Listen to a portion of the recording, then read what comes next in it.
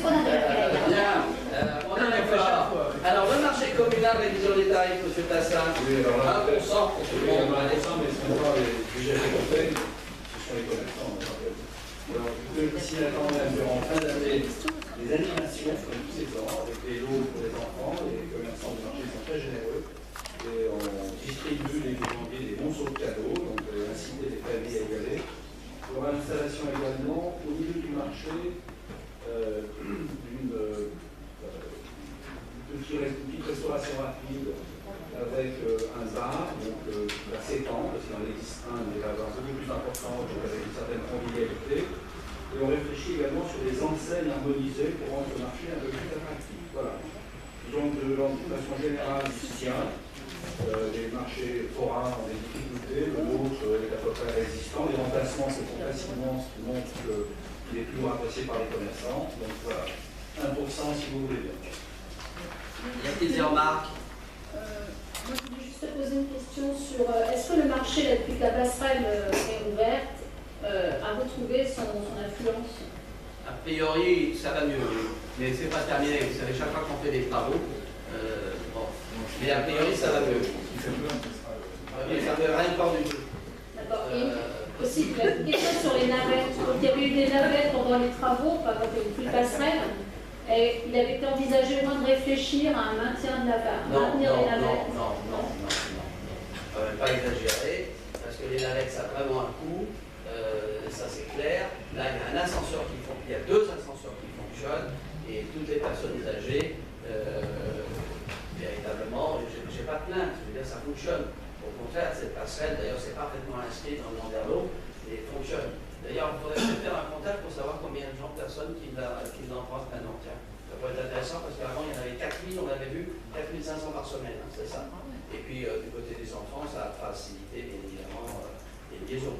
Donc, il ne s'agit pas de remettre les navettes, il y a un moment où. Mais là, franchement, je veux dire, on n'est pas là pour dire ah ben, je vais me précipiter, je vais border maman, je vais border ci, etc. Il y a un moment, on se prend en charge hein, aussi. Hein. C'était juste une question. On était d'accord. Bien. Allez, pas d'objection, adopté. Alors maintenant, entre Jean-François et Yannick Géin, le cinéma qui commence. Yannick, voilà. Bien. Concernant les tarifs du cinéma, le propose aussi l'augmentation des tarifs réduits. Le tarif spécial du moins 14, qui était relativement bas, est un petit peu augmenté, et quelques modifications sur les tarifs occupés pour le nombre de places, sur l'abonnement 11 places et l'abonnement 20 places. Donc l'abonnement 11 places passe de 60 à 62 et l'abonnement 20 places, lui qui devient l'abonnement 22 places, passe de 110 à 115 et également une petite augmentation sur l'abonnement des familles. Donc cette réflexion qui est faite pour ajuster effectivement sa proposition tarifaire à ce que l'on constate de la fréquentation sur l'année de manière à ce qu'il puisse aussi équilibrer. Monsieur Tassin, êtes-vous allé au cinéma là, pour Oui, faire... je vais toujours beaucoup, comme tu sais. D'ailleurs, je voudrais vous inciter à y aller. À la fin de l'année sera particulièrement, dirais-je, représentatif des efforts qui sont faits par l'exploitant. On aura en première exclusivité le dernier film de Clint Eastwood qui s'appelle Silly, qui retrace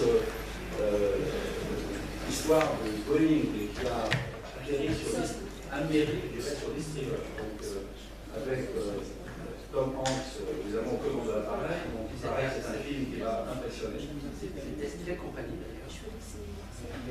Américaine. D'ailleurs, la compagnie s'appelle un procès au pilote, c'est plus étonnant. Ah oui, parce qu'il aurait pu se cracher sur l'Empire. Et Hilda également bien représenté un film. Donc en gros, je crois qu'on a une présentation. Yannick a vu les mêmes chiffres que moi, ça se tient assez bien. On va aujourd'hui en 45 000, un peu plus, au point de vue financier. Ça tient également la route. Donc allez au cinéma et surtout, la semaine prochaine, allez voir un film remarquable qui s'appelle On répare les livres. C'est un film sur la transplantation capillaire. Sur un accident. Bon, d'accord. Bien. Le don d'organes. Le don d'organes.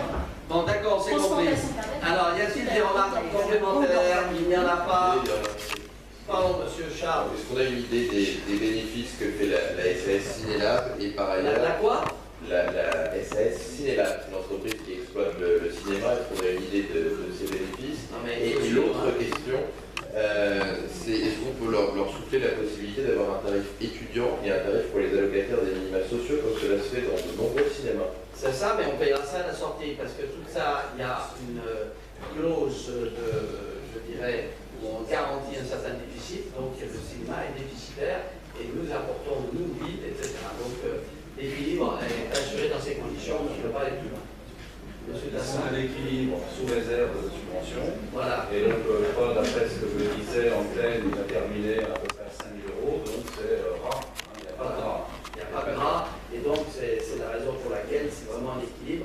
Et c'est la raison pour laquelle, au passage, incident, je surveille de très près ce qui pourrait se passer de l'autre côté de la Seine dans un certain nombre, je dirais, de projets gigantesques que certains, je dirais, vaticinent à longueur de temps et qui risquent de déstabiliser, si on n'y prend pas garde, un certain nombre de centres-villes, y compris les cinémas. Voilà. Et ça, c'est une affaire à suivre, sur laquelle parfois il y a, je dirais, un certain nombre de grincements de dents. Monsieur Fantin, alors je le considère comme étant adopté, merci. Bourse d'études communales, là, monsieur Fantin. Alors, en effet, concernant les bourses d'études communales, il vous est proposé d'abord de reconduire l'attribution de ces bourses pour l'année 2017, d'augmenter le montant des allocations des bourses ainsi que le montant des quotients familiaux de 1%, ce qui ferait pour les élèves de la 6e à la 3e un montant de bourse de 221 €, pour ceux de la seconde et au-delà à 494 €. Ainsi que de fixer les conditions d'attribution de la façon suivante: l'attribution à tous les élèves domiciliés à Maison Lafitte et suivant un enseignement secondaire ou supérieur dispensé par des établissements publics ou privés reconnus par l'État, âgés de moins de 26 ans au 1er octobre de la rentrée universitaire pour les élèves suivant l'enseignement supérieur. Les résultats de l'année scolaire précédente constituent un élément d'appréciation de la demande. Ils doivent justifier d'un travail régulier et satisfaisant des élèves.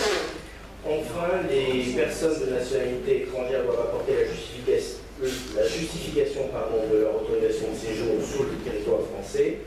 Concernant le quotient familial, il est calculé, je vous le rappelle, sur la base de tous les justificatifs de ressources des 3 derniers mois.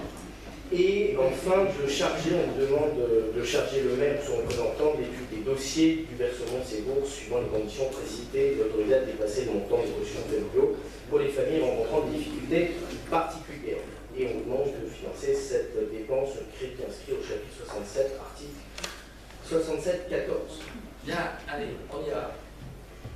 Maïka, monsieur.